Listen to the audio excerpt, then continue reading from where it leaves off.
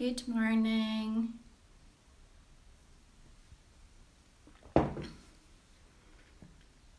How are you all? I've had a lot of questions recently around holding the no, placing boundaries with children, but also doing it in a way that still allows them to have their own autonomy, in a way that is not controlling, but also in a way that is not passive.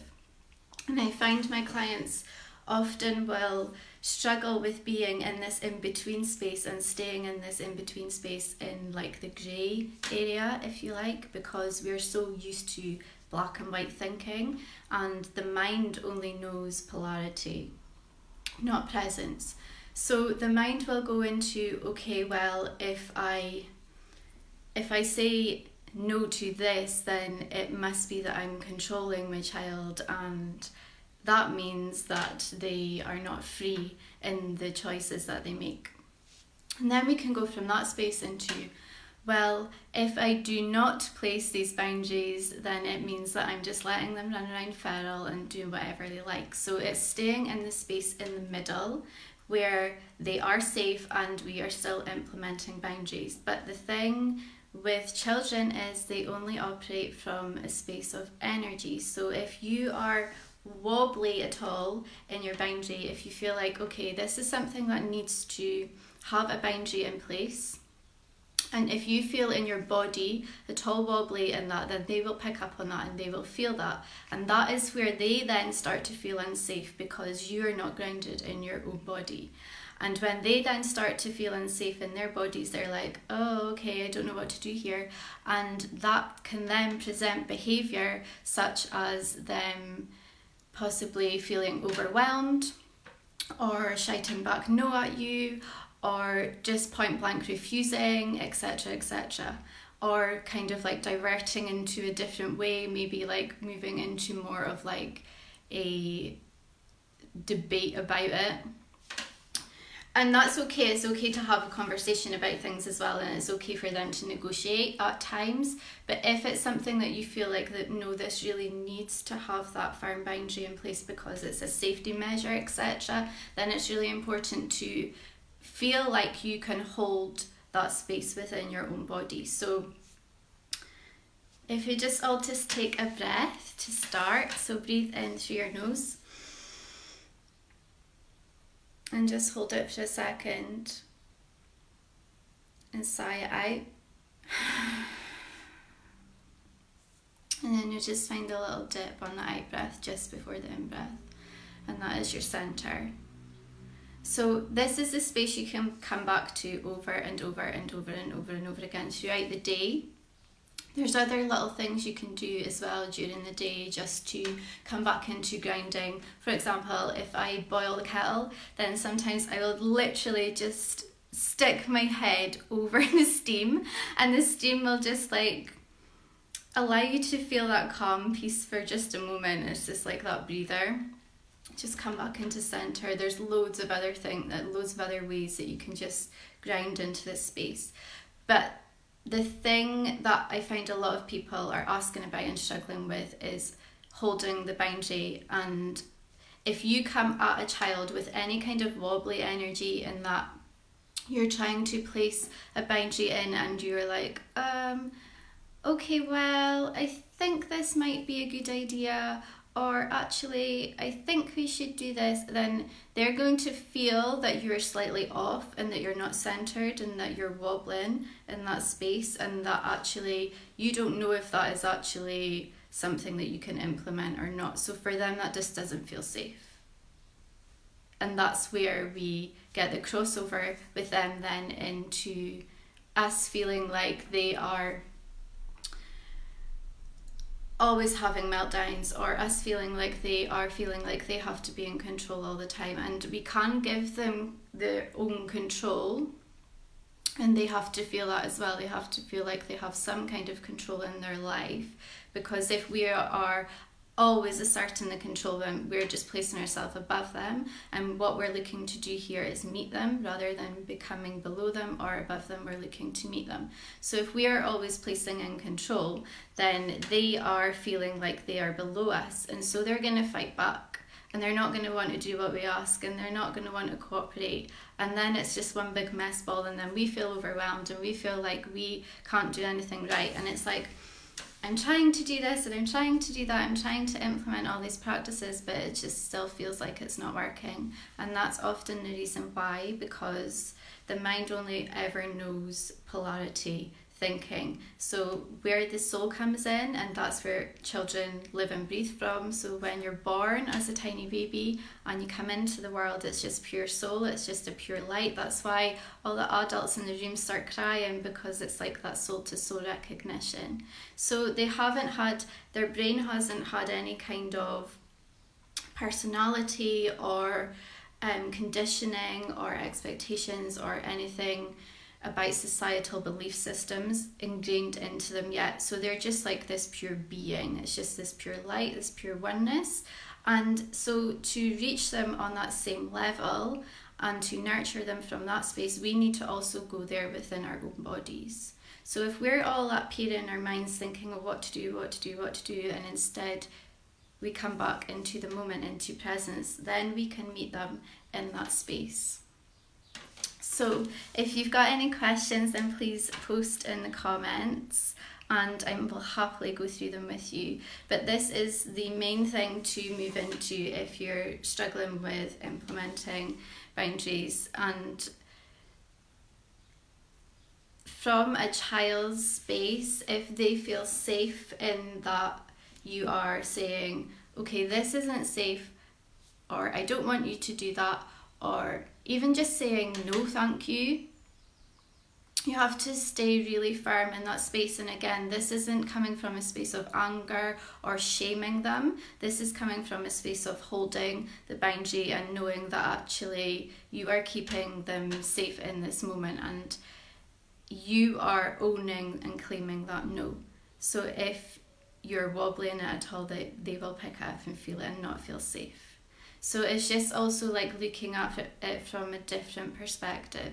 So often when people awaken to present parenting and conscious parenting, relating in a more respectful way to children and not wanting to use punishments and rewards, or wanting to connect with them on a deeper level and parent from that space of allowing them their own autonomy and allowing them their own presence and their own choices, it's easy to move into that space of feeling like, actually I'm overwhelmed now, because first of all you have everyone, like your family and outside people, coming at you saying, oh, they'll never learn, or you have no control over them, or they need to learn this, X, Y, Z, blah, blah, blah. So instantly then that can create doubt in what you are doing and your own intuition.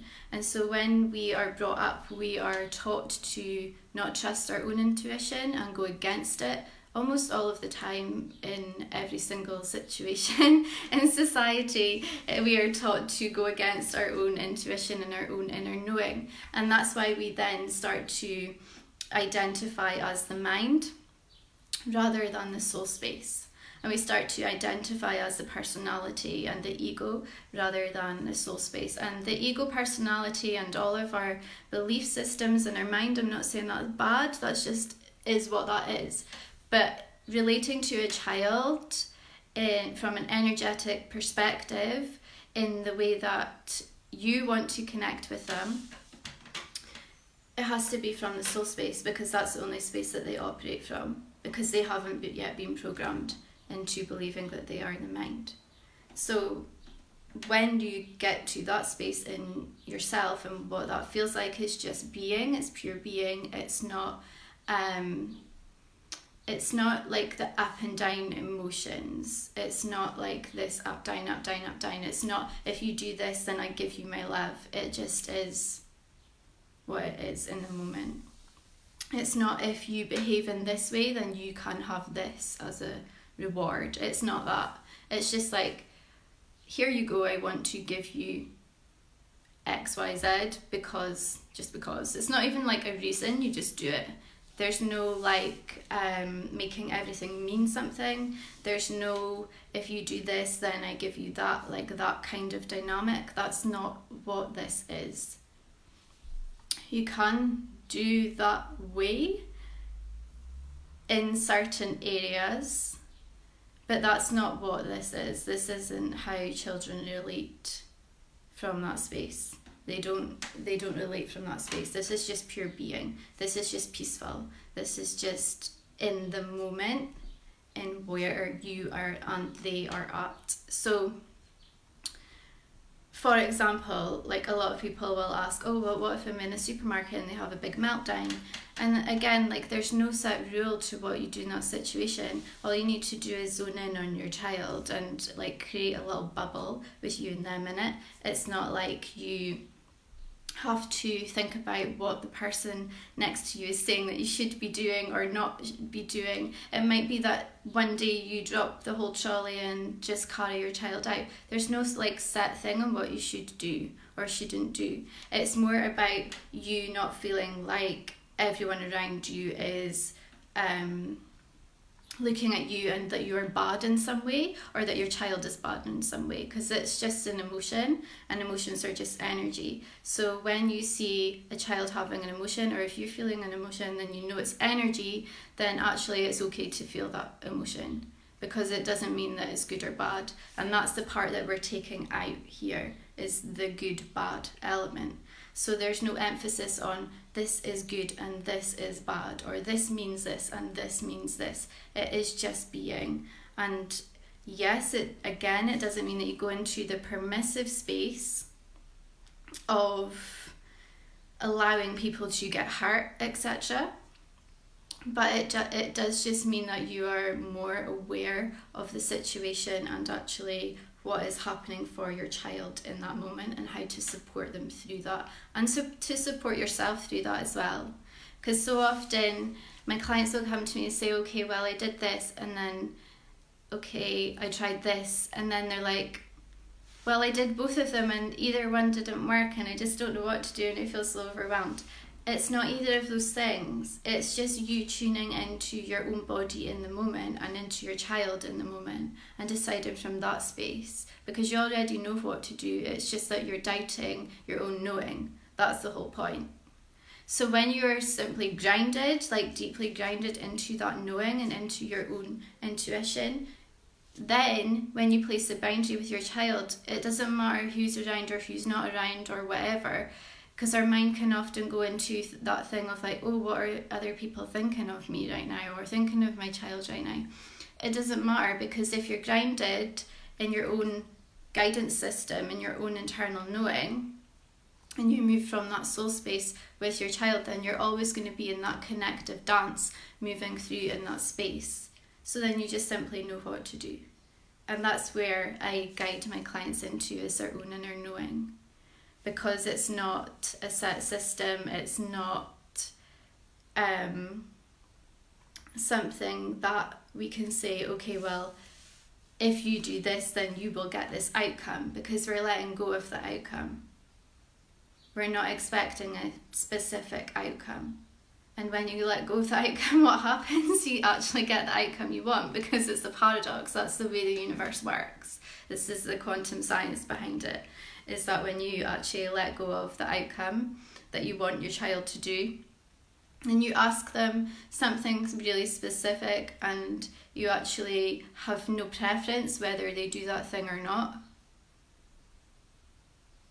then that's when they actually do it and you actually get the outcome you want. And again, this is not manipulation, because people will often confuse it for that as well. This is simply being in presence. And they feel safe from that space. If it was manipulation, they wouldn't feel safe, and they would do things from, children will do things from a space of, if we're trying to control them, yes. But when you want to be more present as a parent, you want to do things with your children and want them to do things for you from a place of connection rather than control. So this is what moves you into that space. So again, if you've got any questions, please post them below. or message me and I will speak to you about my one-on-one coaching at the moment. I've got a really special offer on, so just inbox me either on Facebook or email me mother.lois111@gmail.com. Lots of love. Speak to you soon. Bye.